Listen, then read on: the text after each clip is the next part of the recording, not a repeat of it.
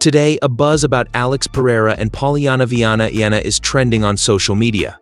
A photo of the two, along with fellow UFC roster mate Pana Viana, shows they've started up a friendship. Pereira has even shared new sparring footage showing the female strawweight fighter. I'm not worried about the pressure. And then as I'm coming up, the safety curve. Of course. Yep. That's why we keep that pressure. Depending on the head. Right here. Hold right when I come up.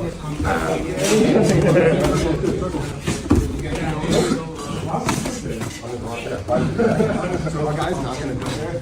So you have to start working out. I have to work out the circle here first. And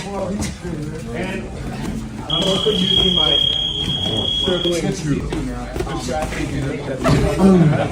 I'm circling hard, trying to give you an example. Or just a bit of, okay, circling at a palm.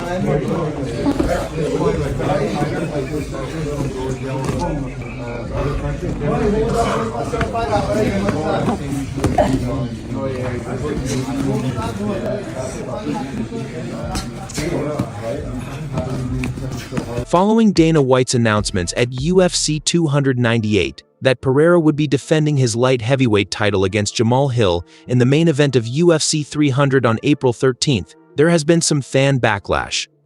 Despite White's promises of a historic card, some fans are disappointed with the main event pickout. However, addressing the attacks in a recent YouTube video, Hill voiced his confusion over the outrage, pointing out the stacked lineup of top-tier matchups on the card and defending Dana White from critics. There's been a lot of outrage, a lot of disappointment and things like that. And to be honest, it's crazy to me because for the most part, people, a lot of these people are the same people that have spent the better part of, I don't know, a year, however long, trying to calling me a crybaby, but it's crazy to see how a card can be stacked and people are crying. Let's really be real. It's really crying because you had unreal expectations for something. Now, granted, I think Dana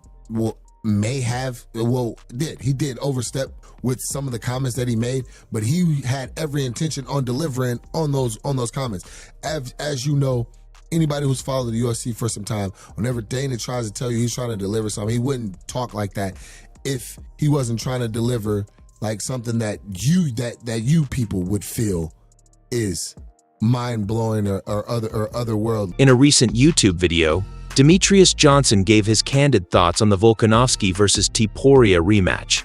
DJ conveyed doubts about Volkanovski's chances in a rematch with Tporia, suggesting there's a significant risk of Volkanovski getting knocked out again if the fight materializes. The question is, does he do immediate rematch? For me, after listening to the press conference, Volkanovski was like, man, I was going to start adding more things to the fight. But when I sit here, if Ilya gets to the opportunity to touch you, you're going to sleep. So I don't know what other tool set he was going to bring to the fight to stop Ilya from getting to him. Right? If they do a rematch, all Ilya has to do is touch him. He has to run away from Ilia Tporia for 25 minutes. He's got to stay on that moon arc. He's got to keep on making Ilya guess to where Ilya doesn't really overextend. It's not like Alex Volkanovski has a range advantage. I don't think Alex Volkanovski's faster than him. I do think Alex Volkanovski does use more tools with the kicks and the push kicks or whatnot, but I truly feel like Ilia Tporia is a bad matchup for Alex Volkanovski because he doesn't get frustrated.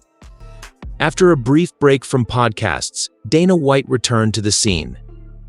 Recently, he joined Howie Mandel's podcast but abruptly exited just 30 seconds in, claiming podcast fatigue.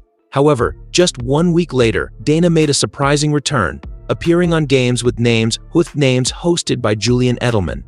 So fucking tired of doing podcasts. I'm not doing any more podcasts.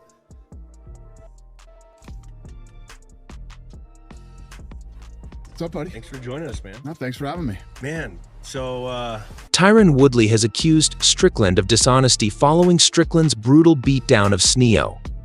Jake Paul criticized the UFC middleweight for sparring with an untrained individual and suggested $1 million fight in Puerto Rico.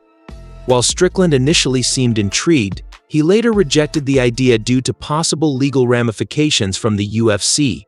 In a recent episode of Real Shit Right Quick, Woodley strongly criticized Strickland for lying and stated that the UFC cannot prevent him from sparring with Paul. Paul offered him $1 million. Why the f*** you ask Hunter? So right. So Sean Strickland went to Hunter, who's You ask your daddy if you can fight. UFC. You don't have to ask nobody if you can fight. And Hunter Campbell told Sean Strickland no. Legally, they cannot stop him from sparring Jake Paul. Really? Jake Paul said he wanted to spar him. The same way Sneeko walked into the cage. Yeah. Now, I want you to know, he had to walk through security. He had to be signed in on the list. I know that. That's the apex. That's the apex. They let him come in there. He signed something to go in there and do that, right? So if he can do that, he can spar with anybody he wants to. You see all the time, you saw Nick Diaz sparring with Andre Ward. You think that was a great idea? No. Jake Paul didn't say, come and meet me in the arena and come and meet me in a sanctioned fight. He said, come to my gym. Nobody can stop him from doing that at all. Sean Strickland is a hoe for asking Hunter. He a hoe for beating that dude up like that. Yeah. And he could have just went and took the I would have never asked him, can I go and spar somebody for $1 million? I'd have been on the next fight to Puerto Rico. White also targeted MMA Junkie directly, refuting their claim that Kuda wasn't interviewed after UFC 298's loss due to retirement, clarifying that it was more Rob's moment for the mic and that Henry had already retired.